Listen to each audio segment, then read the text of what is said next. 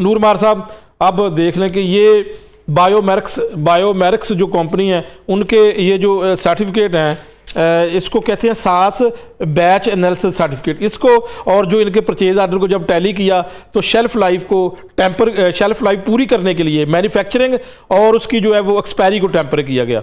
ये तो एक तो ये हमने पकड़ लिया ना, जब रिकॉर्ड सामने आया तो उसमें भी ये साल 2022 से ये सिलसिला चल रहा है।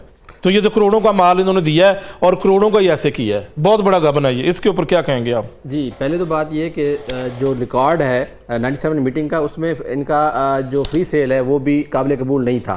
उसके बाद चलें ये जाल तरीके से इलीगल इंपोर्ट कर रहे थे, वो तो FIA का केस है। FIA देखिए कि कितने करोड़ों रुपए का जो है नुकसान पहुंचाया गया पाकिस्तान की इकॉनमी को, और ये FIA का इसलिए केस बनता है कि इस पर टेम्परिंग के अलावा जो मिली भगत है, जो टेंडर इसमें पास करने वाले लोग और उसको माइक्रोबायोलॉजिस्ट पैथोलॉजिस्ट ने किया। देखें, Punjab health care commission technical grounds पे वो देखेगा कि इसकी जो यूज़ कराना चाहिए था, नहीं कराना चाहिए था, और क्या क्या इसके नुकसानात हुए और कितने मरीज़ों की डेथ हुई और किस मरीज़ों को गलत जो है टेस्ट की रिपोर्ट्स की वजह से उनकी डेथ हुई, क्या बैक्टीरिया नेगेटिव था, पॉजिटिव था, क्या मरीज़ों में का जो नुकसान है, क्या कई मरीज़ों को ब्रेन हेमरेज तो नहीं हुआ इन गलत टेस्टों की नताइज की वजह से, वो तो इन ग्राउंड्स पे वो करेंगे। ठीक है, लेकिन दूसरा जो ग्राउंड बनता था मरीजों की केयर के हवाले से, वो केयर के हवाले से, अब क्या है कि इसमें जो प्राइमरी सेकेंड्री हेल्थ डिपार्टमेंट है और स्पेशलाइज्ड हेल्थ जो है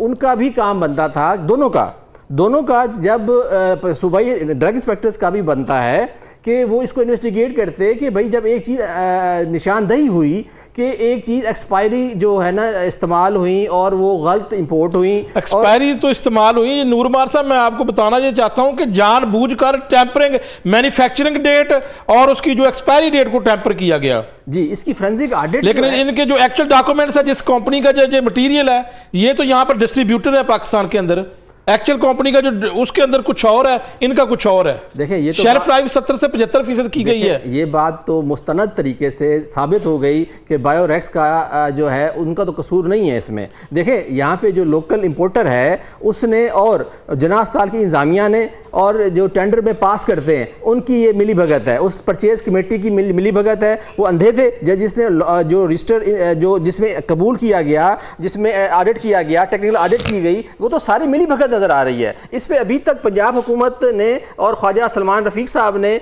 अभी तक कुछ भी नहीं किया, खामोशी। कुछ मैं समझता हूँ कि वो बड़े काबिल आदमी हैं, तो उनको चाहिए इस पे जो है ना जवाबदही तलब करें। नूरबार साहब, अफसोस ये है कि ये जो वायल है जो पकड़ी गई हैं